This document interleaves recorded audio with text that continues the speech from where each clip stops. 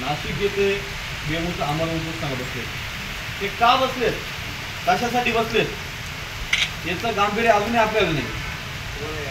अजूनही आपण सुस्तासारखं झोपलेलो आहे. पण उपोषणाला बसलेले आहेत बांधवांनो, कोणीच येत नाही, त्याची दखल घेत नाही. परंतु एखाद्या विशिष्ट समाजाबद्दल मला बोलायचं नाही, परंतु आपण बघा की माग ब्राह्मण समाज आरक्षणाला बसला होता का, EWS मधून आम्हाला आरक्षण द्या. कारण आपण फक्त तिथं जातोय आणि त्यांना फक्त पाठिंबा देतो आणि घरी निघून येतोय. कारण फोटो फक्त सोशल मीडियावरती टाकतो. तर मी फक्त त्यांना पाठिंबा दिला. पण आज संपूर्ण इगतपुरी तालुक्यातील सर्व आदिवासी बांधवांची या ठिकाणी बैठक घेण्यात आली आणि या बैठकीच्या माध्यमातून एक निर्णय घेण्यात आला. आज संपूर्ण प्यासा ग्रामपंचायती आम्ही गाव बंद करणार आहोत जोपर्यंत 17 संवर्गातील आदिवासी पात्रधारकांना न्याय मिळत नाही आणि आरक्षणाचं वर्गीकरण करणं आणि बोगसांचा मुद्दा जोपर्यंत सुटत नाही तोपर्यंत आम्ही इगतपुरी तालुका वासीय संपूर्ण आदिवासी समाज हा गावबंदी करणार आहोत. याची सरकारने दखल घेतली पाहिजे. तुमच्या आंदोलनाची दिशा काय असणार आहे? आमच्या आंदोलनाची दिशा अशी असणार आहे की सिन्नर फाट्यावर संपूर्ण आदिवासी बांधव या ठिकाणी जमणार आहेत. या आंदोलनासाठी संपूर्ण राजकीय, सामाजिक आणि संपूर्ण प्यासा ग्रामपंचायतीचे सरपंच, इतर समाजाचे सर्व प्रतिनिधी या आंदोलनामध्ये सहभागी होणार आहेत. ओएसिस फर्टिलिटीच्या तज्ञांनी IVF उपचार पद्धतीद्वारे 1 लाखांहून अधिक जोडप्यांना मातृत्व प्राप्तीचा आनंद दिला आहे.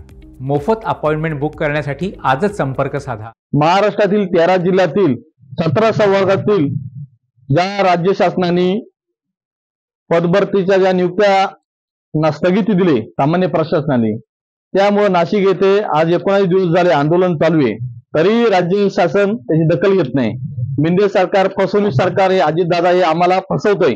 त्याच्यामुळे पेसा कायदा वाचवण्यासाठी, पेसाचं संरक्षण करण्यासाठी आणि 17 संवर्गातील 13 जिल्ह्यातील सर्व पेसा क्षेत्रातील आदिवासी तरुणांना नियुक्ती आदेश देण्यासाठी आणि बोगस आदिवासी घुसखोरी झालेली ती काढण्यासाठी दिनांक 21 रोजी संपूर्ण 13 जिल्ह्यात, राज्यातील 13 जिल्ह्यामध्ये मोठं जन आंदोलन उभं राहणार आहे. आणि त्याचपैकी नाशिक जिल्ह्यातील इगतपूर तालुक्यातील घोटी येथे सिन्नर फाटा येथून हजारोची संख्येने सर्व पेसा क्षेत्रातील आदिवासी बांधव मोठ्या संख्येने उपस्थित राहून घोटी शहरातून मोठ्या प्रमाणात जन आंदोलनाची सुरुवात होऊन टोल नाका बंद करण्यात येईल. त्या माध्यमातून तसाच ते जन आंदोलन इगतपुरी तहसील कार्यालयावरती धडकणार आहे. आणि तेव्हापासून बावली धरण किंवा भाम धरण, इकडे वैतरणा ह्या भागामध्ये मोठे पर्यटक येतात. त्या पर्यटकांनाही येण्यापासून आम्ही थांबवणार आहे. कारण आमचं गाव आमचं सरकार, आमच्याच गावात आमचं सरकार असा पेसा कायदा सांगतो. जोपर्यंत पेसा गावाची परवानगी कोणी घेत नाही गावात येताना, तोपर्यंत त्याला आम्ही शिरू देणार नाही. कोणत्या राजकीय कार्यकर्त्याला, शासनाच्या कोणत्याही कार्यकर्त्याला आणि शासकीय कोणत्या कार्यकर्त्याला आणि शिंदे सरकारच्या कोणत्याही कार्यकर्त्यांना गावात येऊ दिला जाणार नाही.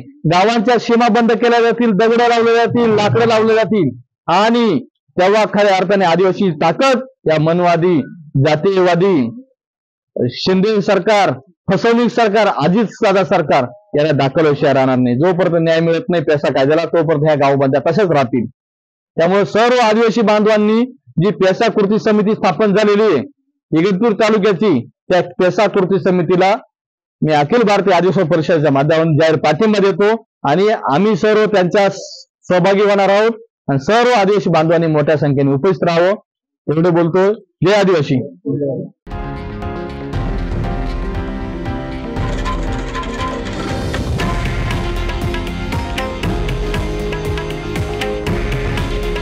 हे आहे देशातील नंबर 1 न्यूज नेटवर्क आणि आपण पाहत आहात TV9 मराठी. काळजी तुमची, हित महाराष्ट्राचं.